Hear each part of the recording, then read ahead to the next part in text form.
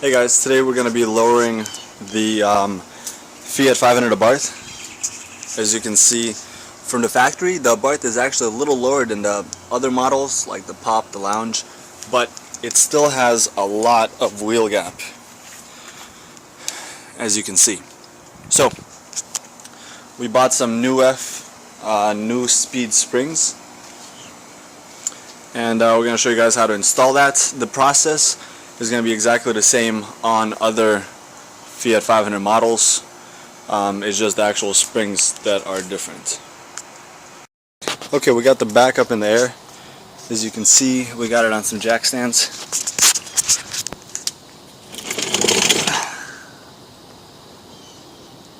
So,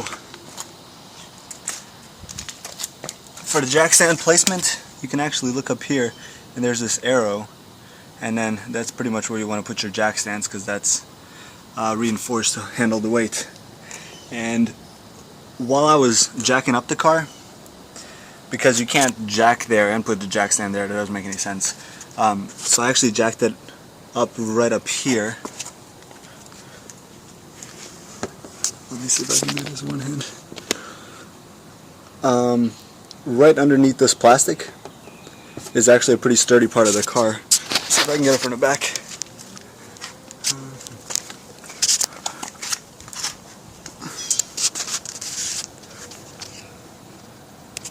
So if we look in here, you can see that that piece actually goes all the way down.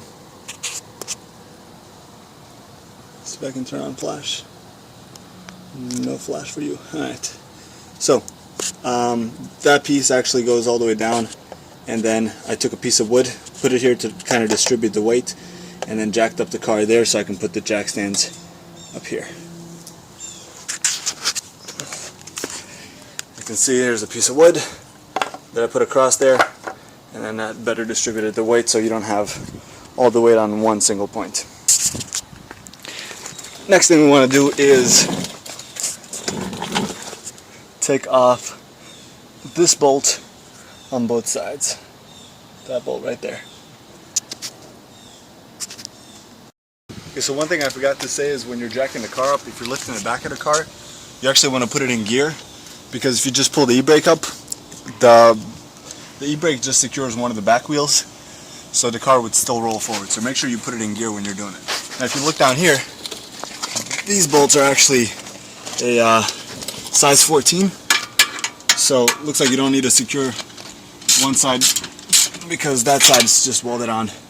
So you would just undo that and it should pull out.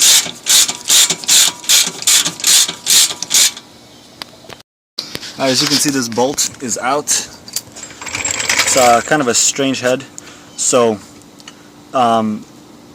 while you're undoing this, make sure you keep pushing your wrench or the socket towards the bolt, because it will slip off and you don't want to strip this. And then after we undid the bolt, this actually just dropped right down. So the plan is, after I do that one as well, the whole piece will drop down and then we can just pull the springs out, because the springs are right there. The back should be insanely easy to do. So this is what came in the mail yesterday.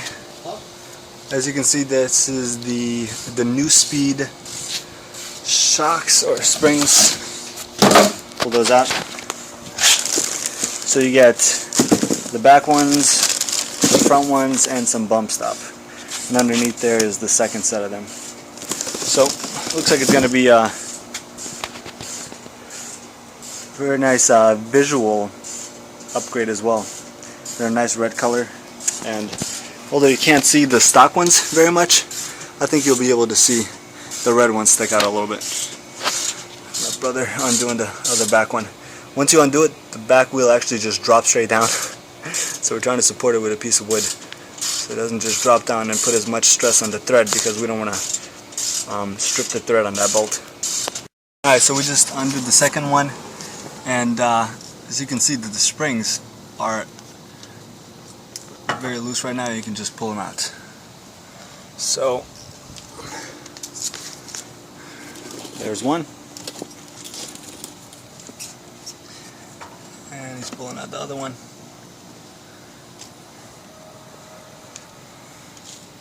Alright, now it doesn't say anything in the instructions about these rubber pieces, but I'm going to try to fit them on the new springs. And if they fit, I'm going to include these, because it looks like these are going to reduce some of that noise from the springs going up and down.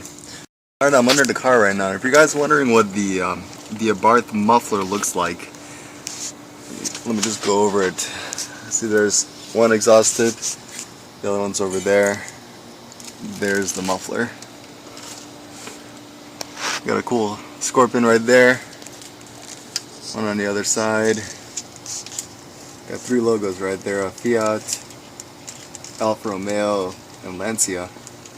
Now this is then some serial numbers. This is the early model of the 2012 Abarth. So I actually got a muffler. The later models that came out a month later, they don't have a muffler. Yeah, they just do straight pipe because it sounds the same, apparently. Interesting exhaust though. Looks cool under the car. So here's the new back spring. We're taking this rubber piece off the stock springs. You just pop it on. And then for the bottom, as you can see, it already has some plastic on it. And that's actually supposed to reduce the sound or prevent any rubbing sound, clunking sound. So that's pretty much how it is. We got the top on. We're going to pop this thing in. So we go down here. Get that beast in. Alright, now what we gotta do is get the jack under here, jack this up, line this up, and push the bolt through, and we're done. Alright, so we did the whole back without even having to take the wheels off. It's insanely easy with just 2 bolts. I mean, you're never gonna do an easier thing on any car. Now for the front, we are gonna have to take off the wheels. And we're also going to have to compress the springs. So what you can do is you can go to Advance, or I think most auto places have it, and you're going to rent these spring compressors. The nice thing about renting from Advance is you pay for it outright, so you never have to return it. But when you return it, you just get all your money back. So it's like you're renting them for free. And basically, this is it. You're going to take this, put it on the spring itself, start tightening it, and the spring, compresses. So kind of dangerous. The spring slips, you could die, but not bad for free. So we're gonna go ahead and take the wheel off. We're gonna start with the driver's side. We're gonna take the wheel off. We're gonna jack up this side, and we're gonna get started. Taking the wheel off. The lug nuts are 17 millimeter, so you guys know. Let me get down here, show you where we jacked it up. So you can see these arrows right here, right there. Well, you can't really see them. I'll show them on the other side. Yeah, so. But underneath there's this reinforced piece of metal right here. And that's actually where the jack sits on as well. Now what I did is, I went right here and I put this piece of wood. You can see the mark.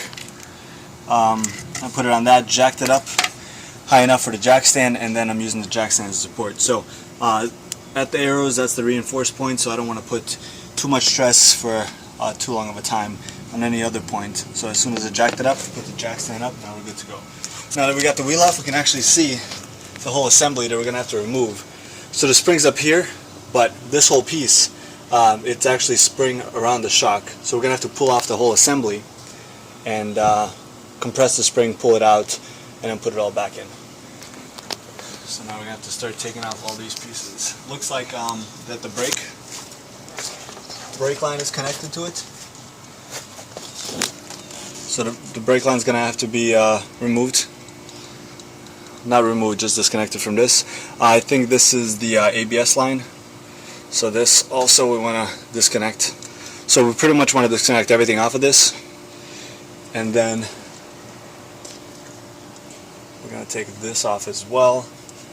Remove these bolts, and then up here in the engine bay, this plastic piece just pops off. We're going to have to remove that bolt.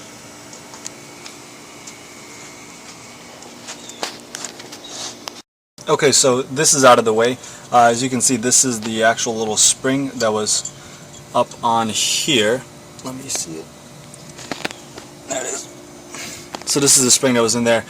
Take some pliers, needle nose pliers works for me. Grab it and then just pull it up, stretch it a little bit, and then get it out of the way so you can slide this thing right out. This, as I showed you guys, slides right out as well. Next thing we're going to do is undo this bolt. So there's a bolt, washer, so you want to make sure you don't lose them, and that happens to be a 16. So we're going to go ahead and do that next, and it looks like we got to remove these two bolts as well.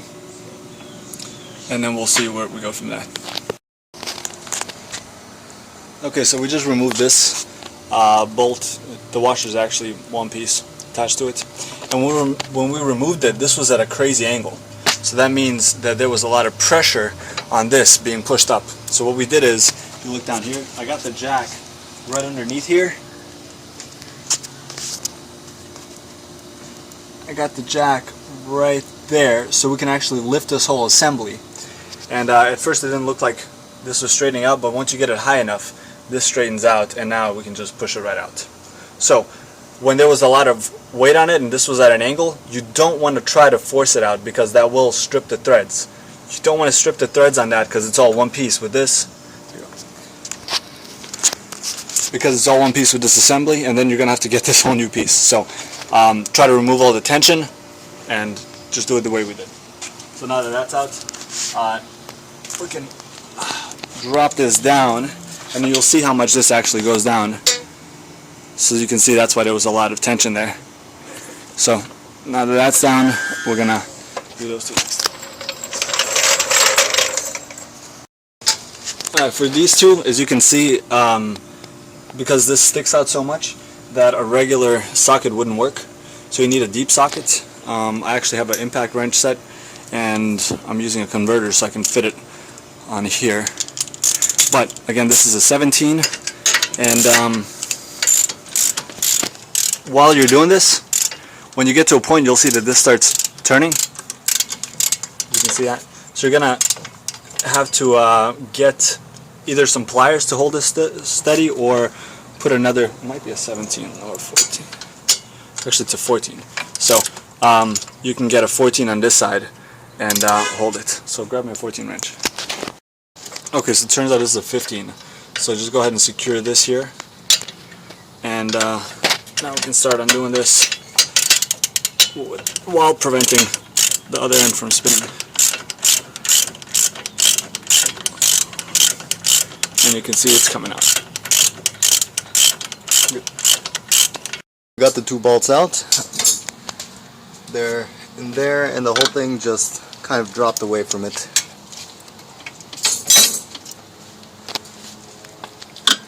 So that's done. Now we're getting up to the top. The top one looks like it's maybe a 19. Gotta figure out the size for that. The next step is to remove the plastic cowl, that whole thing. We need that to get to the bolt right there. So you have these plastic covers that go over the bolt for the windshield wiper. You can see that this right here clips into that. So when it's actually on there, see, you gotta hinge it in and then snap it on. So you want to pull from the left up, and then it'll slide out. You know, same thing for this side. The clip's right there, so you want to pull from that side. And then you have 13 millimeter. It's a 13 millimeter on there. Now you have these things right here that cover it. Those go on top of that. If you have nails, you can take it off with your nails. If you don't, carefully do it with a screwdriver so you don't scratch that up. There's two of those. Take the windshield wiper out, you just kind of wiggle it off. Take out any crap you might have in there. You also have these push whatever. The push clips? Push clips that secure this in. Pull the middle out, and then you'll be able to pop them out. When you're putting it in, just reverse it, push it in, and then pop that in. So now to remove this, it's a little tricky. You want to lower the hood a little bit, and then you want to pull it up and out. The sides, you got to pull up, because those are secured in. But then in the middle, it actually has clips that hold it underneath. So once you push the sides out, you should be able to pull it out. So you can see? You can see the white clips in there that hold it in. So you got these in the back that just kind of pop out, and then this is from the middle. So now if we look here, we have good access to that bolt. Okay, here's this ghetto contraption that we have to do. So this, for the top you use an Allen wrench. To support it, I used a deep socket, stuck this in there with an extension, so when I put it in I could actually wedge it down here. You don't want to wedge it on the plastic, you wedge it on the metal piece. So when you wedge it in there, that's not moving. So that means now you can get to this with the wrench. You take a 19 wrench and you actually have to stick it in under this rubber. Otherwise the angle wouldn't be right and it wouldn't catch on any of this.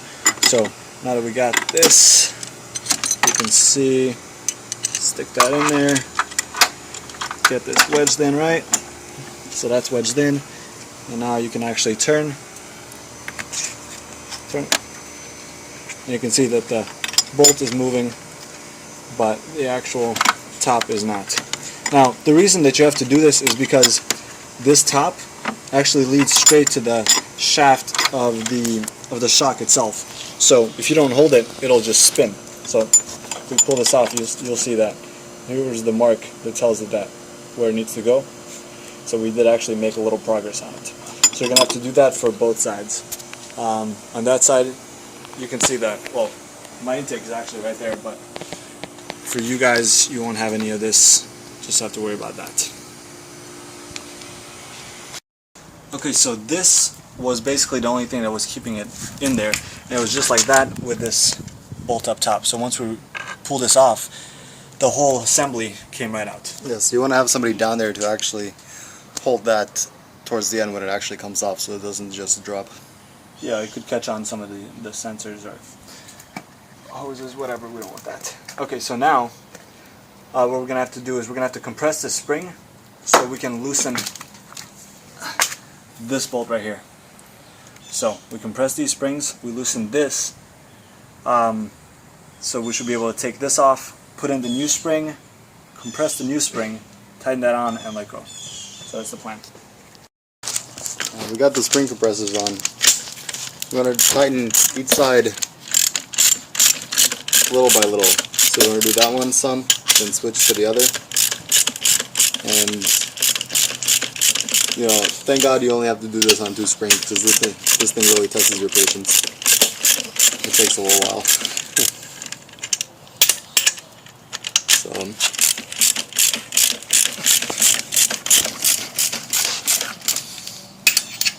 there it is. Okay, so we compressed the spring. If you can see, the spring is actually loose now. Now the next thing is trying to get this bolt off. The problem is the bolt's in there deep, so if we take this, it's an 18, but an 18 won't really fit there because it won't grab. So we're gonna have to go grab the sockets that actually have an opening in the middle so we can hold this while we turn that. So you're still gonna have to keep the middle piece from moving and undo that. Okay, so we snapped one of these. We ended up using this thing. Now we actually went out and bought the tools where you can, it's a socket wrench that's open where you can actually put, you know, something through it, but then we realized that we had one of these, and you know, while we have this on here, we can actually hold that. So either way, you're gonna have to hold this to get this beast out. Now that it's out, I should be able to just pop this whole thing out. Here's all the pieces. Don't lose any of that. And I can slide out that. So now we got to remove the spring and replace the bump stop with the new bump stop. Now, we're showing you how to do this with regular hand tools. If you happen to have a compressor and an impact, that bolt will come off real easy with an impact. If you don't have an impact, you got to get a little creative. This thing we bought on sale. It's a ratcheting set, so it was a little more expensive, but it was like 15 or 20 bucks. but we also bought this thing.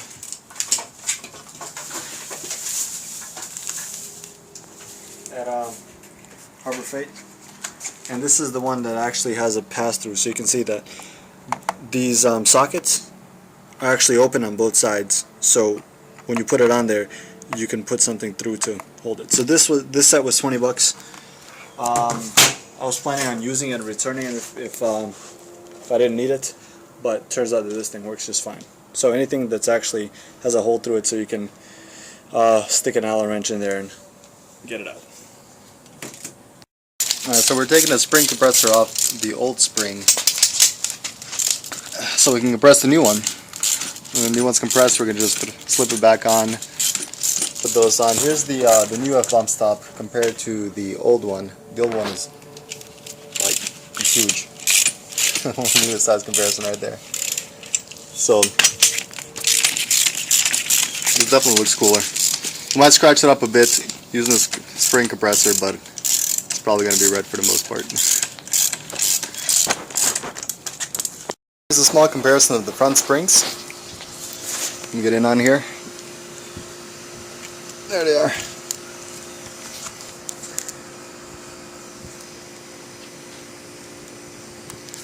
Those definitely look better.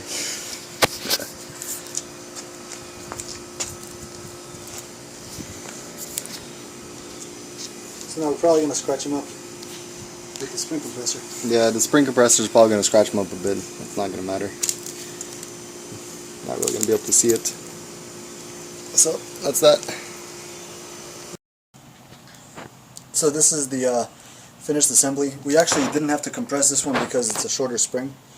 Also, this rubber boot wasn't holding on really tight down here. All this is, it's a dust boot. So what I did is I put some zip ties. I don't know if you can see, but I put some zip ties in there just to kind of hold it from sliding up. Once the car sits, it holds it down lower. But this is just a peace of mind, so more dust doesn't come in. So once we put this on, the dust boot actually, this is the dust boot. So you can see that it actually goes over, and the spring pushes that up and holds that up right there. And we tighten this top piece in. So now we're just going to pop it in there and see what happens. So we're going to need these two. And this is going to be a two-person job.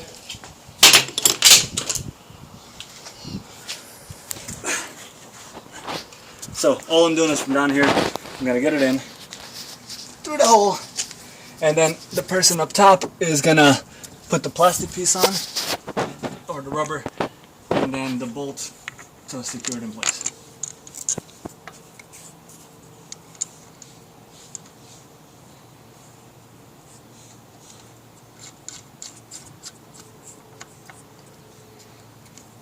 This is a nylon lock washer. There's some nylon around there, so once you start to reach that, it's going to be really hard to screw on. And that's why it was so hard to take off. You get enough? Yep. Right. So that's in. If you want to get a video from the bottom.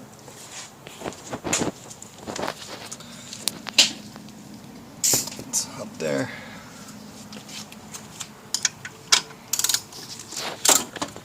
So the fatter springs go on the front, smaller ones in the back. This piece is going to go in that hole right there.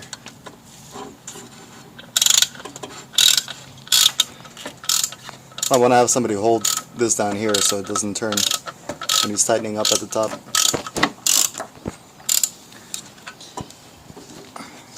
We're actually using this tool now.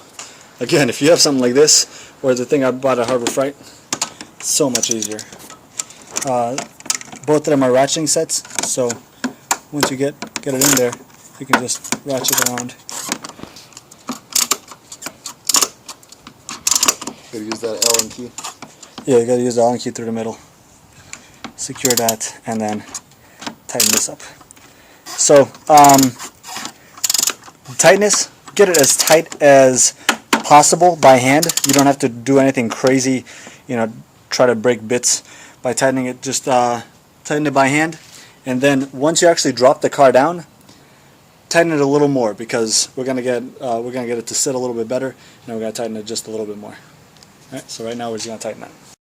So now we're just jacking up the brake assembly or the whole arm assembly so we can match up. As you can see, That hole right there.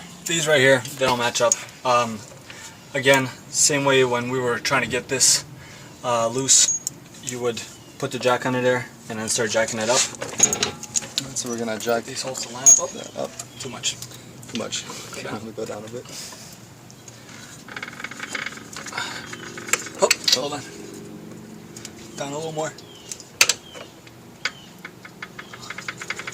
A little more.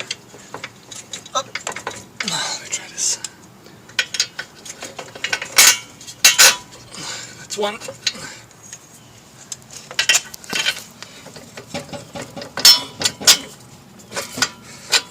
There's the other.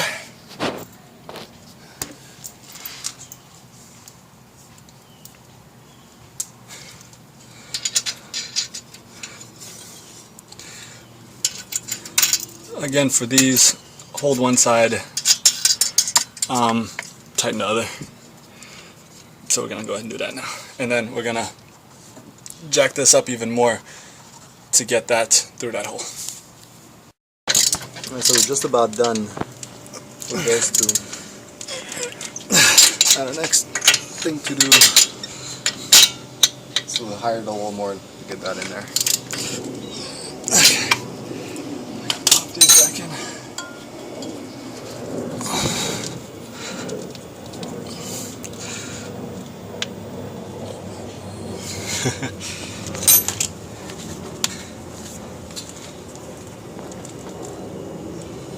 Let me actually go get that wall clip. Right there.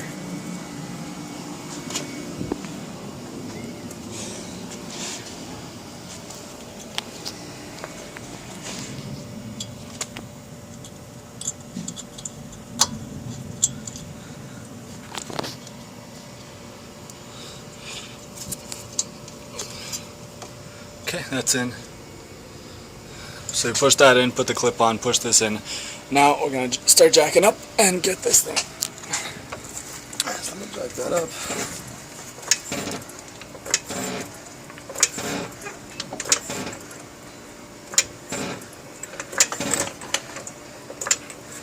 A little more.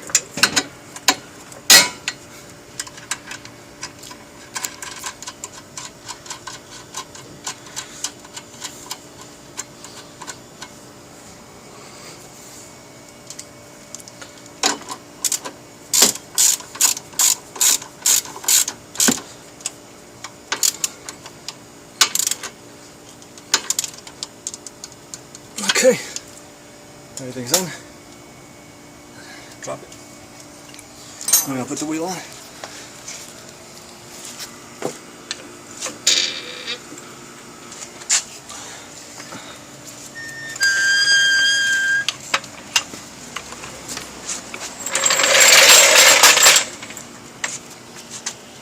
One thing we forgot to mention during the install is you have to get these clips before starting the install.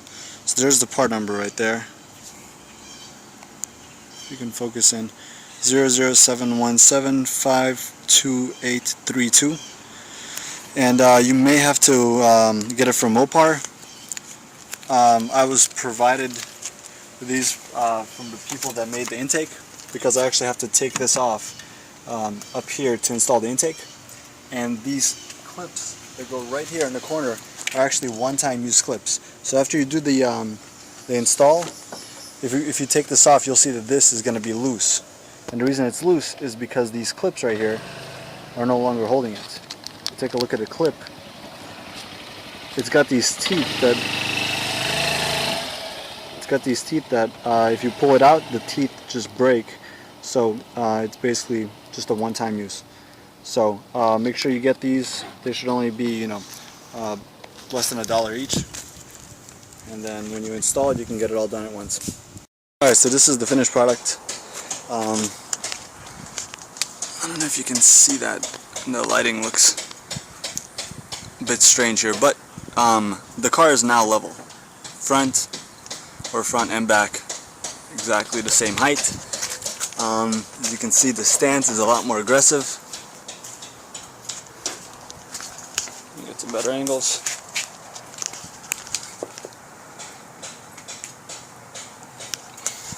In my opinion, the stance is perfect. This is exactly what I wanted it to look like. If you're buying these springs for looks, you will not be disappointed at all. As far as seeing the springs, you can't really see them. May be able to see them in some different circumstances, but just looking around, can't really see the springs. The height of the bumper is actually not bad, so you won't have to slow down or take or go to any dips or anything at an angle, but the wheel gap is definitely minimized. As far as the ride quality, it is a lot stiffer. It does feel a lot sportier, and it stays a lot level in turns. So would I recommend it? Definitely. They do take a week or so to break in, so at first it's going to be a little stiffer than what it will eventually be like. But as of right now, the car definitely feels a lot sportier, and it looks a million times better. So that's it. That's how you install springs on a Fiat 500, and in this case the Fiat 500 Abarth.